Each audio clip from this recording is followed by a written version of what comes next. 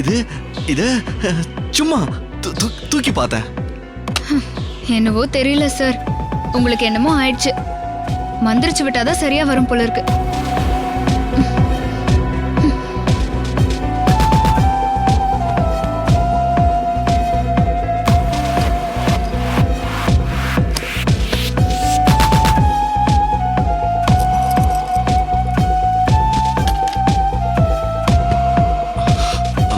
ரோஜா, என்ன சார்?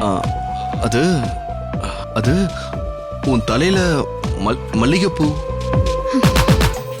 தண்ணி போட்டுட்டு வர தெரியுது, அந்த நாத்தத்தை எல்லாம் தாங்கிக்க முடியுது. மல்லிப்பூ வாசனை மட்டும் உங்களுக்கு பிடிக்காம போச்சா?